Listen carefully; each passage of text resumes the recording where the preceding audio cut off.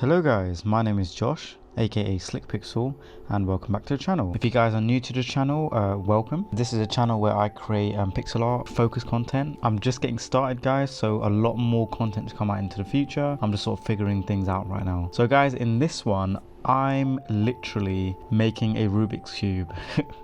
That's all it is. I'm creating a Rubik's Cube in pixel art just because it's quite an interesting story, as in me and the Rubik's Cube. So I've always wanted to learn how to solve a Rubik's Cube and I was never able to. I sort of, like grew up watching all these people on YouTube being able to solve cubes in like under like 5 or 10 seconds, and I'd be like, wow, like imagine being that smart, like to actually solve a Rubik's Cube.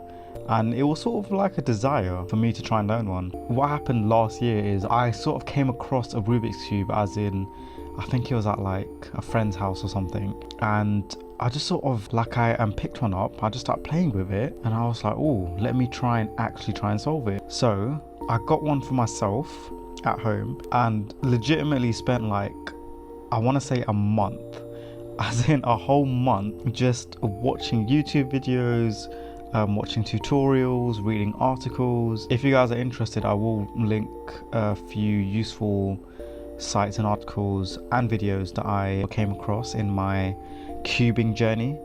But in March or February of last year, or March of last year, I can't remember, it's like a year ago, yeah, like legitimately a year ago, I learned how to solve my first cube, which was, well, for me it was like a massive moment. I was like, yo, this is amazing. This pixel art guys I'm making in Aseprite, kind of jumping away from Photoshop here and there. I'm kind of like trying to make myself used to the way Aseprite works, just because like Photoshop isn't great for everything, if that makes sense, but it's great for most things. But yeah, so this canvas size is 35 by 35. I've sort of like screen recorded my whole process just so you guys can see. Like I literally load up a reference image and then I just sort of work from it. I don't trace an image because I feel like tracing it doesn't really help your drawing, number one, and it's kind of, I don't know, I think there's certain, it was like a really complex shape or photo that you're trying to recreate in pixel art. Yeah, you could trace it, but I think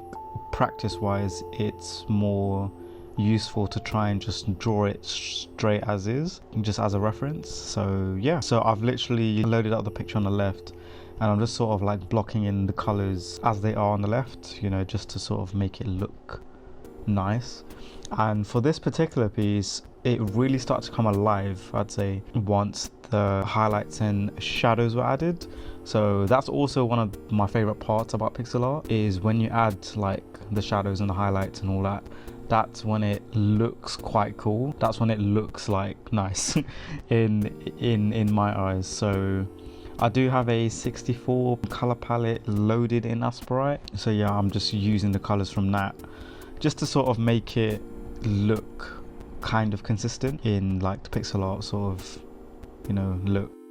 So yeah guys, I'm gonna leave the rest of the speed art as usual in the background, but I hope you guys enjoy it. Let me know what you think of the final result.